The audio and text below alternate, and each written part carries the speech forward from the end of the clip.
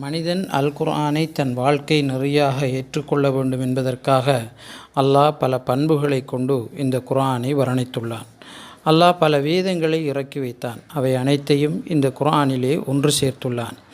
எனவே யாருக்கு நிம்மதி, உள அமைதி தேவைப்படுகிறதோ, வாழ்க்கையில் பரக்கத்தை யார் விரும்புகின்றாரோ, இவ்வுலகிலும் மறுவுலகிலும் யார் அல்லாஹுவின் பொருத்தத்தை நாடுகின்றாரோ, முழுமையான சந்தோஷத்தை யார் விரும்புகின்றாரோ, அவர் அல் குர்ஆனுடன் மிக நெருங்கிய உறவை ஏற்படுத்தி கொள்ளட்டும். அல் குர்ஆன் நீ உணராமலேயே உன் வாழ்க்கையை ஒரு நிலையிலிருந்து இன்னொரு நிலைமைக்கு மாற்றும். அல் குர்ஆனே உனது வாழ்க்கையை மாற்றுவதற்கான மிகச்சிறந்த வழியாகும்.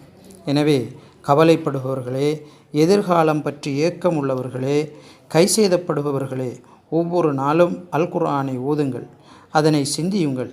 அல்லாஹுவின் மீது ஆணையாக உங்கள் வாழ்க்கை மாற்றம் பெறும்.